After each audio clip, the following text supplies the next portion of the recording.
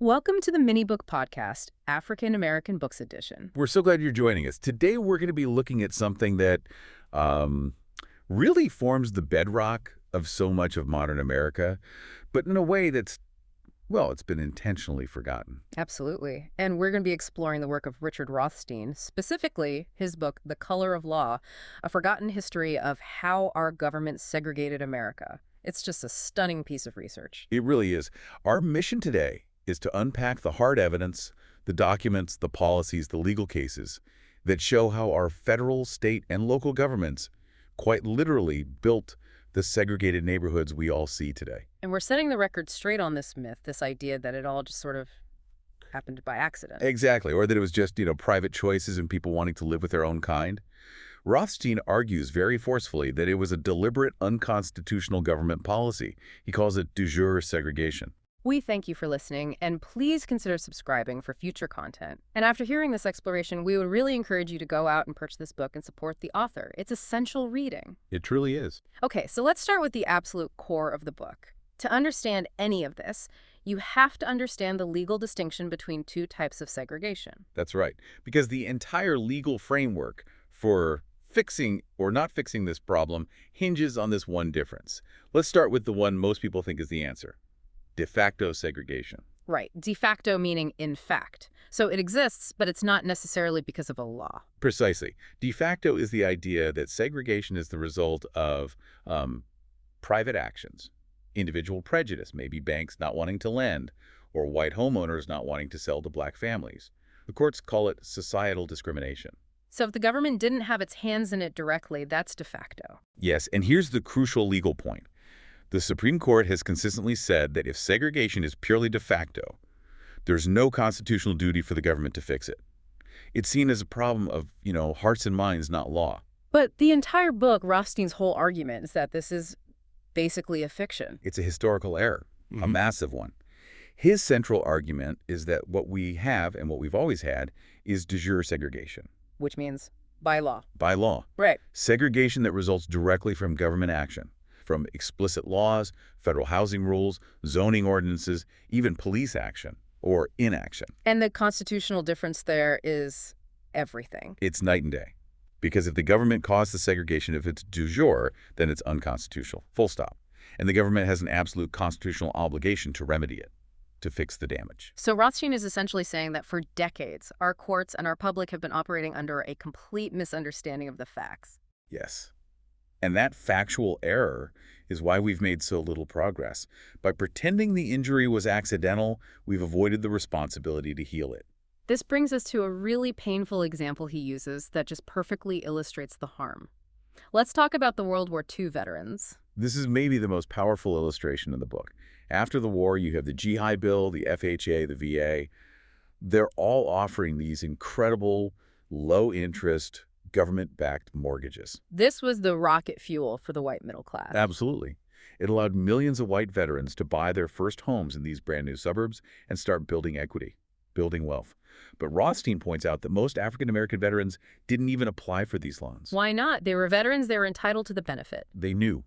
They knew they would be rejected. Not because of their credit, not because of their service record, but because the Federal Housing Administration and the VA had an explicit policy of not insuring loans for black families trying to move into white areas. So it wasn't just a hunch. It was a known government policy. It was a certainty. And this wasn't some private bank's prejudice. This was the United States government. So applying was pointless. And that one act of denial, repeated millions of times, had consequences that cascade down through generations. That is the core of the injury. That white vet buys a home for, say, $9,000 in 1950. Today, that same house might be worth $300,000, $400,000. That equity paid for college, for retirement, for a down payment for their own kids. It created generational wealth. And the black veteran was locked out of that entire system by an unconstitutional government policy. So today, their grandchild might be struggling with student loans, unable to afford a down payment. And here's the paradox, right? That grandchild has no legal recourse. None. The courts would say the injury didn't happen to them directly. The legal system isn't really built to remedy a harm that was inflicted 70 years ago, but whose consequences are felt so sharply today. It shows why you can't just rely on lawsuits. You need policy. You need public acknowledgement of the original sin. Okay, so let's dig into the machinery of how the government actually did this. It started even before the FHA, right? With the first public housing projects in the New Deal. Yes, with the Public Works Administration, the PWA. And you have to get the modern image of public housing out of your head. This wasn't for the very poor. Right. This was for working class, lower middle class, white families. Exactly. Families who would pay rent but just couldn't find decent housing. The projects were often attractive, low-rise buildings, and the government was incredibly picky about who got in. They checked for housekeeping, regular employment, even marriage licenses. They were building these model communities. Model and segregated. Even before the New Deal, housing for defense workers in World War I was strictly segregated, but the PWA made it official national policy. And they had a specific rule for it, didn't they? They did. It was called the Neighborhood Composition Rule. And on the surface, it sounded almost neutral. It said that a new federal housing project should match the racial makeup of the neighborhood it was being built in. So a white project in a white neighborhood, a black project in a black neighborhood. Right. Which sounds reasonable, I guess, until you see how they used it. First, it was their justification for never ever building an integrated project. But the real damage was in neighborhoods that were already integrated. Which was actually pretty common in industrial cities back then. Very common. You had low-income white and black workers living near each other, close to the factories. So what did the PWA do? They'd come into an integrated neighborhood, declare it either white or colored, and then build a whites-only or blacks-only project that cemented that new racial designation. They actively destroyed existing integration. So they were drawing the color line where it didn't exist before. They were engineering it. Yeah. There's a really shocking example in Austin, Texas. The PWA built a project for African Americans called Rosewood Courts. Okay. But to get the land, they used eminent domain to condemn Emancipation Park. This is the historic site where the community celebrated the end of slavery every year. Mm-hmm. Yes. The community protested. They pointed out there was other vacant land available, but the government took it anyway. They literally bulldozed a symbol of freedom to build segregated housing. That's incredibly cynical. And then during World War II, this all gets supercharged. The government is building massive amounts of housing for war workers, especially on the West Coast, in places like the San Francisco Bay Area. Where the black population was exploding because of jobs in the shipyards. Right. And the government, using the Lanham Act, built huge segregated housing projects. At one point, there were vacancies in the white projects, but huge waiting lists for the black projects. Instead of integrating, they actually ran ads to recruit more white tenants, while black war workers were crammed into substandard housing. So the government was actively creating ghettos. A California housing commissioner at the time said the federal government was planting the seeds of Jim Crow practices all over the state. They were using federal money to impose segregation where it had never been so rigid before. If that was planting the seeds, then the FHA and the VA, that was building the entire forest. That's a perfect way to put it. This is the big one. By 1950, the Federal Housing Administration and the Veterans Administration were insuring half of all new mortgages in the country. Their main business wasn't insuring one-off loans. It was financing entire subdivisions. On one condition. On one explicit, non-negotiable, government-mandated condition. The houses could only be sold to white people. And this wasn't some wink and nod agreement. It was written down. It was written in black and white in the FHA's underwriting manual. This was the Bible for every lender in the country. It stated that for a property to be a safe investment, it had to be in a homogeneous neighborhood. Homogeneous meaning all white. Of course. The manual warned against the infiltration of inharmonious racial groups. It literally defined the presence of African Americans as a financial risk that undermined property values. This is the policy that led to redlining. This is the exact origin of redlining. The FHA created color-coded maps of every city. Green areas were best new, all-white suburbs. Red areas were hazardous, usually older, black, or integrated neighborhoods, and the FHA would not insure a single mortgage in a red-lined area. Which means all the capital, all the investment, all the government subsidy flowed into one place. The segregated white suburbs. Capital was cut off from black communities. The story of the Detroit Wall is just... it's so on the nose, it's hard to believe it's real. It's unbelievable. In the 1940s, a developer wants to build a white subdivision right next to an existing black neighborhood. The FHA says no, too risky, too close. So what does he do? He builds a wall. a 6-foot-high, foot-thick concrete wall, half a mile long, to physically separate his new white development from the black neighborhood. And then the FHA approved the loans. Instantly, the federal government literally demanded the construction of a segregation wall as a condition of its financial backing. It doesn't get more de jure than that. And this system made developers like William Levitt, the creator of Levittown, possible. Levitt himself said he was 100% dependent on government. The FHA's financing for those massive suburbs in New York and Pennsylvania was entirely conditional on him agreeing to not sell to black families. His deeds had clauses in them explicitly forbidding it. So it wasn't just his personal prejudice. It was a business contract with the federal government. He couldn't have built Levittown without agreeing to segregate it. That's why a black veteran who might have literally helped build the houses couldn't buy one. It was unconstitutional federal policy at work. So the federal government is setting this massive framework, but the local governments were the ones on the ground, enforcing it every day. Right. And they got very creative, especially after the Supreme Court threw out a few of the more blatant tactics. Like explicit racial zoning. That was struck down pretty early in 1917. It was. The case was Buchanan v. Worley. The court said a city couldn't pass a law saying only white people can live on this block. So cities had to pivot. And they moved to what we now call exclusionary zoning. Exactly. It's a way to achieve racial segregation without ever mentioning race. You just make it impossible for lower-income people who were disproportionately African-American to live in your town. So you do things like ban apartment buildings. Right. Or you set a minimum lot size of 1 acre. Or you say every house has to be at least 2,000 square feet. All these rules are designed to drive up the cost of housing so only affluent white families can afford to live there. And at the same time, there's zoning industrial and polluting sites right next to black neighborhoods. It's the other side of the same coin. You use zoning to protect the white suburbs from adverse influences, and you use it to concentrate all those adverse influences, the factories, the waste dumps, in the black communities. It's a dual system. Before that became the main tool, though, there were restrictive covenants. These were private agreements, but the government was deeply involved. Deeply. A restrictive covenant is just language in a property deed that says the home can't be sold to non-Caucasians. The FHA didn't just tolerate these, they encouraged them. The underwriting manual gave higher ratings to properties that had them. They saw it as a sign of a stable, harmonious neighborhood. Until the Supreme Court stepped in again in 1948. In Shelley v. Kramer. And it's a really interesting ruling. The court didn't say the covenants themselves were illegal.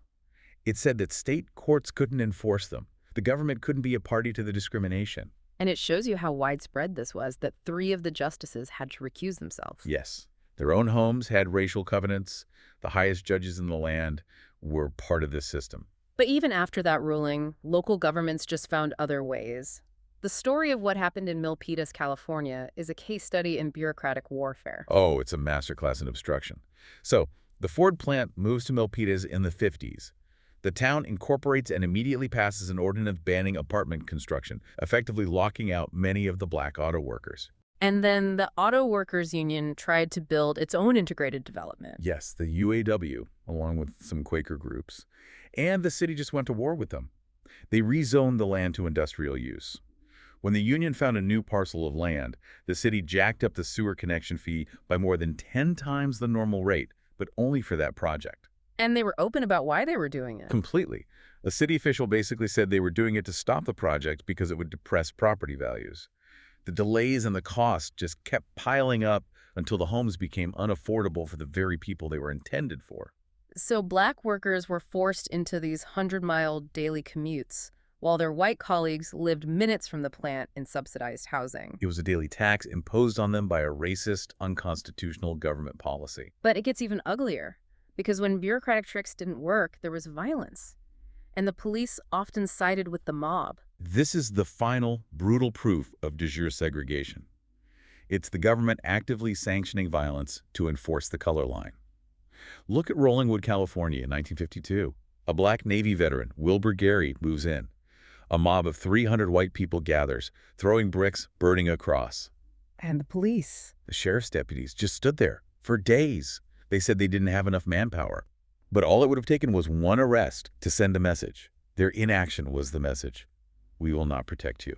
We see the same pattern in Levittown, Pennsylvania, with the Myers family. Yes, in 1957, A mob of 600 people harassed them for months, and we know a federal employee, the mail carrier, was one of the main instigators, alerting the neighborhood. The local police just stood by, laughing and joking with the rioters. One sergeant who actually objected to the orders not to intervene was demoted. He was punished for trying to do his job. The family was eventually driven out. But the most shocking case of all has to be Cicero, Illinois, in 1951. This one is just mind-bending. An Air Force veteran, Harvey Clark, rents an apartment. The police chief tells him to get out of town or he'll get a bullet through him. He refuses. A mob of 4,000 people riots and completely destroys the apartment building. The police arrest 0 rioters. But they didn't stop there. No. A grand jury was convened, and they indicted the black veteran, his NAACP lawyer, and the white woman who rented him the apartment. On what charge? Inciting a riot and conspiring to lower property values. The legal system itself declared that the act of a black family trying to move into a white neighborhood was a crime, and the violence that followed was their own fault. That is the state officially sanctioning mob rule. It is the absolute definition of de jure segregation, enforced not just by paper and policy, but by fists and fire, with the government's blessing. And this all worked hand in glove with economic policies that were designed to suppress black incomes, making it even harder to afford to move. It was a pincer movement. The common excuse for segregation is that black families were just too poor. Rothstein shows how government policy made them poor and kept them poor. It starts with the New Deal, which we think of as this great progressive achievement. And it was, for many. But to get it passed, Roosevelt needed the Southern Democrats, and they demanded that the law's protections exclude the jobs that most African Americans held. So things like Social Security and the minimum wage. Explicitly did not apply to agricultural workers or domestic servants. It was a deliberate, race-based carve-out to maintain the economic hierarchy of the South. And this extended to the unions, which were the ticket to the middle class for so many white workers. This is so important. The Wagner Act of 1935 gave unions federal protection and incredible power. But the government granted that power even to unions that were explicitly whites only. So the government was certifying and protecting segregated unions. Yes, and because those unions controlled hiring in so many industries, construction, shipyards, manufacturing, they could just lock black workers out of the best-paying jobs. The government essentially sanctioned a white monopoly on skilled labor. We saw that in the shipyards during the war. Exactly. The unions would refuse to refer black workers for skilled jobs, and if you protested, the union would have you fired, and the government would uphold the firing. This continued right through the post-war construction boom. Black workers were largely shut out of the trades that built the very suburbs they were forbidden to live in. And then there's the GI Bill itself. Even the benefits that were supposed to be universal were administered in a discriminatory way. Right. The VA would steer black veterans toward vocational training instead of 4-year colleges. And the military gave a disproportionate number of black soldiers dishonorable discharges, often for protesting segregation, which made them ineligible for any benefits at all. Jackie Robinson was almost court-martialed for that. So you trap people in segregated neighborhoods, which artificially drives up their rent because supply is so limited. Right. Studies showed black families consistently paid more for worse housing than white families. And then you deny them access to the high-wage jobs that would allow them to save money and maybe get out. It's a perfect trap. It's a self-perpetuating cycle of wealth suppression. And the result is the racial wealth gap we have today. The numbers are just staggering. They are. The median white household has something like $134,000 in wealth. For the median black household, it's about $11,000, less than 10%.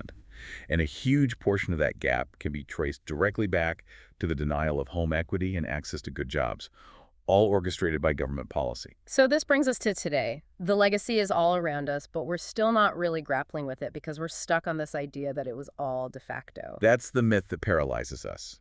If we acknowledge it was de jure, that the government broke the Constitution and harmed its citizens, then the need for a government-led remedy becomes unavoidable. And you argue that some current government policies are actually making it worse. They are. Take the mortgage interest deduction. It's a massive federal tax subsidy that overwhelmingly benefits affluent homeowners in high-cost, largely white suburbs. It's basically a subsidy that reinforces the geographic patterns that the FHA created. Renters, who are disproportionately African American, get no comparable benefit. So we're still subsidizing the segregated patterns of the past. We are, and even our programs designed to help low-income families, like housing vouchers or low-income housing tax credits, often end up concentrating poverty in already segregated areas because affluent suburbs use their exclusionary zoning to block the construction of affordable housing. So what does a real remedy look like? Rothstein proposes some bold ideas based on this history. He does, and because the injury was de jure, these aren't just handouts, they are constitutionally required repairs. His most direct idea is a kind of reparative housing program. How would that work? The federal government could buy homes on the open market in a place like Levittown for, say, $350,000. And then they could resell that home to the descendants of a family who was unconstitutionally denied the right to buy there. For the price their grandparents would have paid. Exactly. Adjusted for inflation, maybe that's $75,000. The government absorbs the difference as the cost of finally remedying the unconstitutional advantage it gave to white families decades ago. It's a direct way to restore the stolen generational wealth. And what about the local policies? The zoning? You have to tackle that. The federal government could pass laws that ban exclusionary zoning. Some states are already doing this, overriding local control when towns refuse to allow for affordable, multifamily housing. And we know that when families are given a real chance to move to integrated high-opportunity areas, it works. The evidence from mobility programs in places like Dallas and Baltimore is incredible. Yeah. When you give a family a voucher that's valuable enough to use in a safe, affluent suburb, and you give them the counseling and support to make the move, the results for their kids, in terms of health, education, future earnings, are transformative. But none of this can even begin without the first step. The first step is telling the truth. It's public acknowledgement that this was not an accident. This was a deliberate, systematic, and unconstitutional project of the American government at all levels. We've covered so much, but as we wrap up, the evidence is just undeniable. This was a system of written policies, of federal manuals, of police-enforced violence that created the America we inhabit. And it boils down to a simple, powerful idea. If government action created this unconstitutional mess, only government action can be the source of the remedy. We can't just expect it to fix itself. So what does this all mean for us today? What's the final thought we should be left with? I think we have to consider the long echo of fear. We talked about the state-sponsored violence, the police standing by while mobs attack families. That sends a message that gets passed down through generations. Integration is dangerous. The state will not protect you. And we have to ask ourselves, how much does that memory, that inherited trauma, still shape choices today? How much does it still make the pursuit of an integrated life feel like a risk that is just too high? That fear, created by the government's failure to protect its citizens, is a part of the debt that we still haven't even begun to repay. Thank you for joining us for this mini-book podcast, African American Books Edition, on the Color of Law, A Forgotten History of How Our Government Segregated America by Richard Rothstein. We encourage you to purchase the book and please consider subscribing for future content.